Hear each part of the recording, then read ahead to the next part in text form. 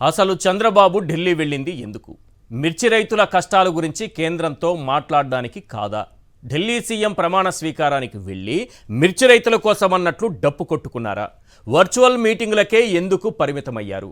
శివరాజ్ సింగ్ చౌహాన్ బాబుకు అపాయింట్మెంట్ ఇవ్వలేదా? లేకపోతే చంద్రబాబే అపాయింట్మెంట్ అడగలేదా?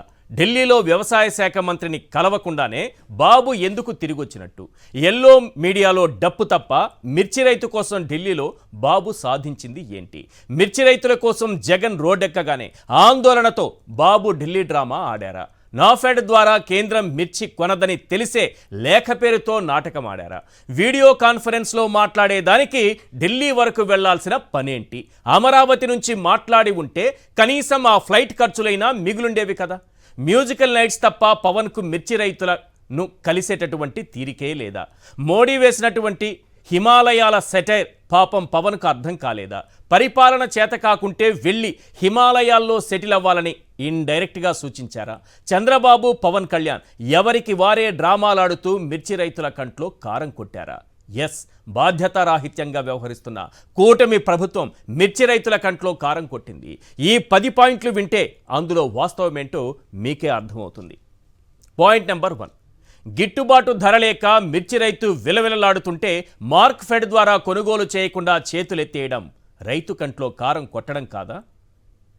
క్వశ్చన్ నెంబర్ 2, జగన్ రోడ్డెక్కగానే ఎప్పుడూ మిర్చి కొనుగోలు చేయని నాఫెడ్ ద్వారా కొనాలంటూ కేంద్రానికి లేఖ రాయడం రైతు కంట్లో కారం కొట్టడం కాదా? క్వశ్చన్ నెంబర్ 3, ఢిల్లీ సీఎం ప్రమాణ స్వీకారానికి వెళ్ళి మిర్చి రైతుల కష్టాల కోసం వెళుతున్నట్టు బిల్డప్ ఇవ్వడం రైతు కంట్లో కారం కొట్టడం కాదా? క్వశ్చన్ నెంబర్ 4, కనీసం కేంద్ర వ్యవసాయ శాఖ మంత్రిని నేరుగా కలవకుండానే ఢిల్లీని కదిలించేశామని డప్పు కొట్టుకోవడం రైతు కంట్లో కారం కొట్టడం కాదా?